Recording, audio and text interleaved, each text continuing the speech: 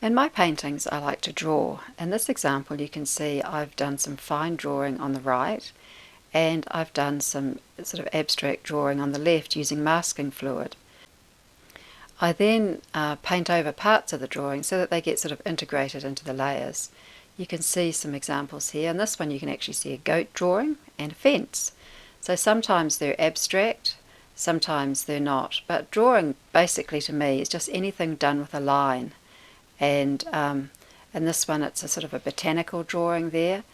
And I like to really bring the paint over the top of them in parts, have them so that they're just sort of sit within the layers. They're not a dominant part, but they are a feature of the work if you come in close. And in here there's a few little animal drawings. I always like them to be sort of quite naive and very abstract so that there's a mystery about them. They sort of fit into the abstract painting in that way. And this is not abstract. Here's me finding a spot in the garden to look over the fence and do some more drawings of animals. And I've got a couple of goats, and you can see here that these are an example of some of the drawings that I did while I was sitting outside. Quite difficult to do because they're always moving. They won't sit still. But I just wanted to practice just sort of finding what sort of line describes them.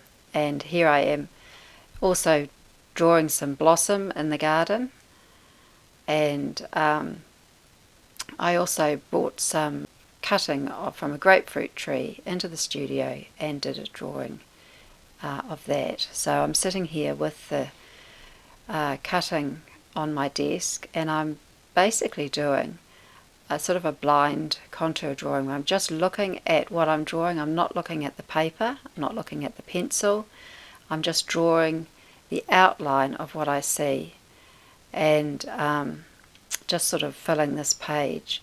And what I like about this drawing is that it kind of describes what I see, but it doesn't describe it in detail. You get a sense of what it is I'm drawing. And I really like that sort of ambiguity, that allowing for, these lines to be descriptive, but also just to be a nice line just in their own right. And here I'm bringing in a paint pen and just sort of adding in some more line, just for some variety really in this drawing. And I'm sort of thinking about how I'm distributing that paint pen throughout the page as well. Bringing in some paint to suggest the grapefruit.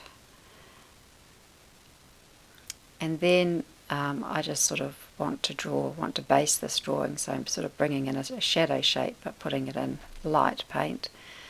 And then coming in with a dark pencil and coming in over the paint as well. I like the look of some lines disappearing under the paint and some lines sitting on top of the paint. I think that's interesting.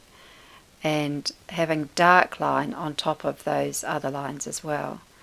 And doing a little bit of sort of shading, sort of looking at where the dark bits are in this, what I was drawing, and just distributing them. I'm not going to draw every little bit of dark bit, and I'm certainly not going to do any tonal shading, because that's not what I do anymore, but just sort of distributing them among the page.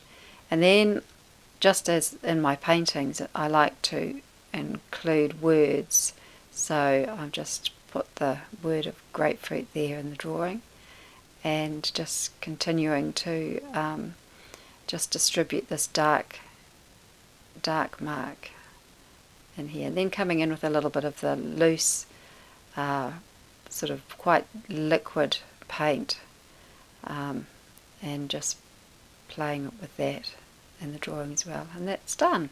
So it's a really good fun way to spend an hour. Go and do it.